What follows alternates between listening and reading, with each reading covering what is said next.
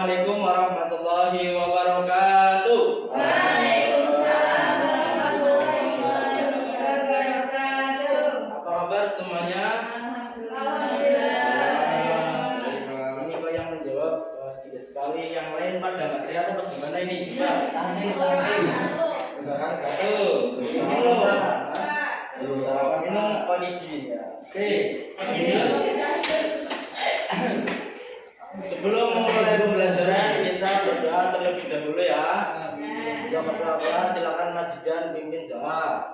Duduk siap, berdoa mulai. Bismillahirrahmanirrahim. Raditu billahi rabba wa bil islami dina wa bi Muhammadin nabiyya wa rasulah. Rabbi zidni ilma warzuqni fahma. Amin. Oke, semoga dengan kita membaca doa tadi ilmu yang kita pelajari dapat bermanfaat. Oke, Bapak akan absen terlebih dahulu. Mbak Askia hadir.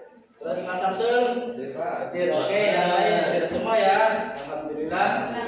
Pada hari ini kita bisa full atau nihil berangkat semua, dan saya harap pertahankan sampai pertemuan akhir nanti. Silakan untuk kesiapan kalian, cek kerapian kalian terlebih dahulu, karena ketika kita melaksanakan pembelajaran, ketika tidak rapi kita akan kurang nyaman ya. Betul.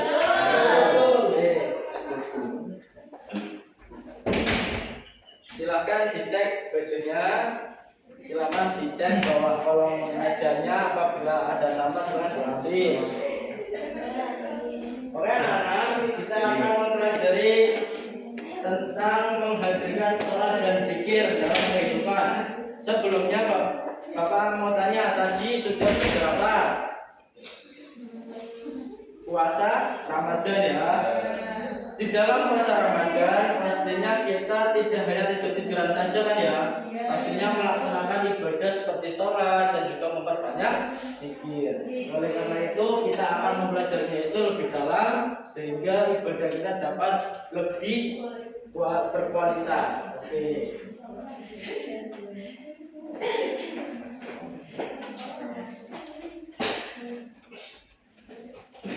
Sebelum masuk ke pembelajaran, Bapak ingin memberikan kalian sedikit merenungi agar kita lebih siap lagi atau lebih khusyuk lagi dalam kita beribadah. Coba Mas dibuka Mas. Ini yang itu sudah.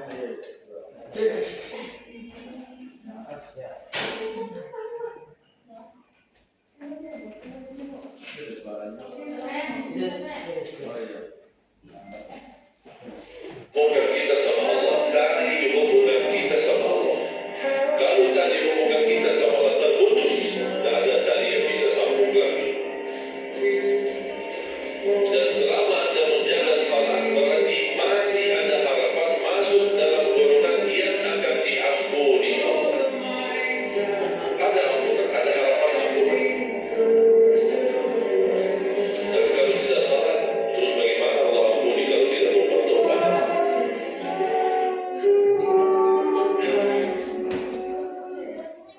Oke, sedikit Bapak berikan renungan agar kalian itu tidak meninggalkan sholat ya, karena sholat itu menjadi sebuah tali hubungan kita kepada Allah. Ketika kita tidak sholat ataupun kita meninggalkan sholat, maka ya otomatis tali hubungan kita dengan Allah akan terputus ya. Lanjut Mas. Untuk tujuan pembelajaran kita hari ini yaitu melalui pembelajaran query atau kalian akan menggali lebih dalam lagi terkait dengan konsep-konsep yang akan Bapak berikan. Peserta didik dapat menghubungkan hakikat salat dan zikir dengan pencegahan kegiatan perbuatan keji dan mungkar.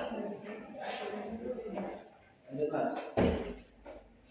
Karena kita modelnya atau pembelajarannya itu yang query, Bapak akan membagi kalian menjadi dua kelompok. Yang pertama kelompok satu, kelompok yang sebelah kiri, dan kelompok dua yang sebelah kanan ya. Oke. Selanjutnya Mas. sedikit Bapak berikan ke materi terlebih dahulu mengenai pengertian sholat. Kalian pasti sudah paham lah ya pengertian sholat. Coba dibacakan Mbak Anissa. Sholat dipahami sebagai semua perkataan dan perbuatan yang dimulai dengan takbiratul ihram dan diakhiri dengan salam. Sholat itu adalah semua perkataan dan perbuatan yang dimulai dengan takbiratul ihram dan diakhiri dengan salam. Dengan salam artinya ketika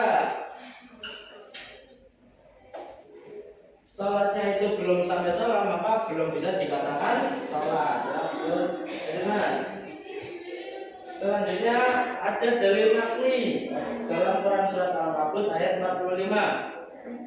Coba kita baca bareng-bareng yuk surat Al-Ankabut ini. A'udzu billahi minasyaitonir rajim. Bismillahirrahmanirrahim. Utlu ma uhiya ilaika minal kitabi wa aqimis shalah. Innas sholata tanha 'anil fahsya'i wal munkar wa dzikrullahi akbar. Wallahu ya'lamu ma tasna'un.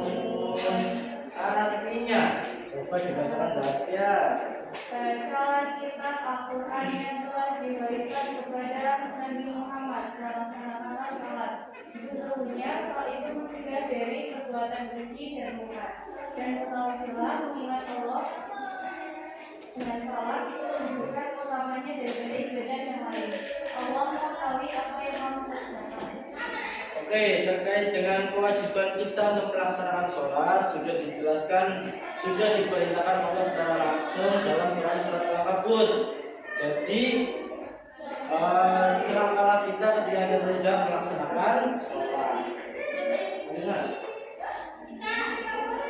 Terus syarat dan rukun sholat itu yang pertama rukun, ada niat, ada takbiratul ihram, ada berdiri bagi yang mampu, rukun, i'tidal, sujud, tasyahud akhir dan salam.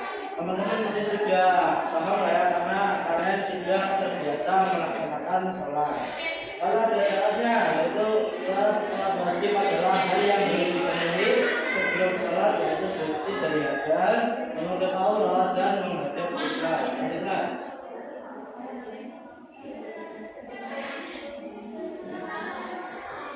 Oke, yang kedua kan tadi pelajarannya yaitu terkait dengan sholat dan zikir. Pengertian zikir sendiri adalah ingat, secara bahasa adalah ingat. Sedangkan menurut istilah zikir diartikan sebagai pengingat Allah Subhanahu wa Ta'ala. Ketika kita terbiasa zikir, insya Allah kita akan dijauhkan dari segala hal yang bersifat perbuatan keji dan munkar. Ya, nah, satu lagi ini ayat terkait dengan zikir ya. Coba dibaca bareng-bareng yuk. Bismillahirrahmanirrahim.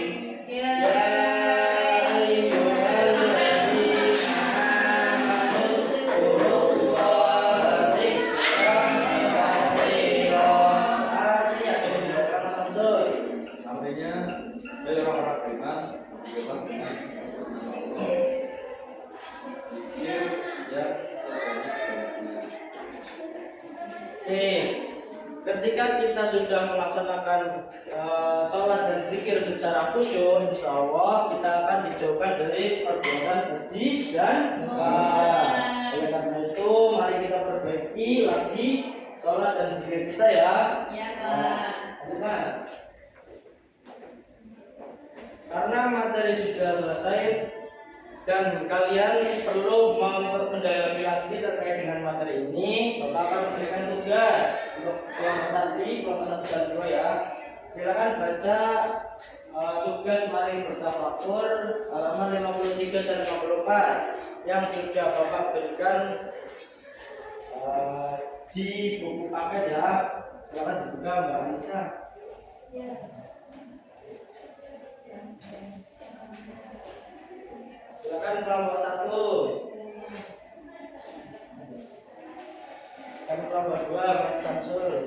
dibagi kelompoknya. Bapak beri waktu 2 menit saja ya. Oke, sudah selesai? Sudah. Oke, silakan kelompok 1 terlebih dahulu. Soalnya, apa dampak positif dari melakukan zikir secara rutin bagi hati dan pikiran seorang? Jadi zikir itu dapat menenangkan hati, membuat seorang mampu mengaitkan diri serta mengkomunikasikan keadaannya kepada Allah SWT, sehingga ia bisa menitipkan diri dan mengarahkan segala aktivitasnya kepada Allah. Oke, sudah. Bagus sekali. Beri tepuk tangan yang meriah. Selanjutnya nomor 2, silakan Mas Samsul. Jadi pertanyaannya yaitu mengapa sholat dibalaskan dengan sebagai pilihan orang dalam pengikat. Jadi jawabannya seperti ini Pak. Karena jika dibalaskan sebuah bangunan, meskipun fondasi atau syahadat kokoh dan atapnya bagus, bangunan tersebut akan tak kokoh jika tiang-tiangnya tidak ada. Begitu pula dengan keberagaman seseorang yang akan runtuh jika meninggalkan sholat. Betul sekali. Karena ketika kita sudah meninggalkan sholat, pastinya pondasi iman kita pasti akan runtuh, sehingga nanti ketika menjalani kehidupan akan terasa berat dan kacau sekali ya, seperti itu. Bagus sekali presentasi dari anak-anak saya ini. Selanjutnya sudah selesai. Oke. Kira-kira kalian di rumah itu melaksanakan sholat 5 waktu apa belum? Alhamdulillah sudah ya. Sholatnya itu di rumah apa di musola? Masjid. Oke, bagus. Karena sesuai aturan ataupun apa namanya anjuran itu lebih diutamakan sholat di masjid berjamaah karena akan dilipat gandakan sebanyak 27 kali pahalanya. Oke. Baik, karena pertemuan sudah mau habis ataupun jamnya sudah mau habis, Bapak akan memberikan tugas kalian untuk menghafalkan surat Al-Ankabut ayat 45 yang tadi baca pertama. Bapak akan cek kehafalan kalian di minggu depan. Oke. Lalu kegiatan kita minggu depan kita akan mempelajari lagi terkait dengan keutamaan sholat dan zikir. Jangan lupa dibaca buku paket halaman 55 ya. Oke. Karena waktunya sudah habis, kita tutup dengan berdoa bersama-sama. Silakan ketua kelas Mas Ijan untuk membaca doa. Bismillahirrahmanirrahim. Wal 'asri innal insana lafi khusrin illa alladziina aamanu wa 'amilus shalihati wa tawassaw bil haqqi wa tawassaw bis sabr. Rabbana atina fid dunya hasanah wa fil akhirati hasanah wa qina adzabannar. Amin. Bapak berpesan kepada kalian jangan sampai kalian meninggalkan sholat 5 waktunya ya. Terus setelah ini langsung pulang ke rumah, jangan keluyuran, dan nanti di rumah langsung salim kepada bapak ibu ya, agar ilmu yang didapat di sekolah itu dapat bermanfaat. Oke,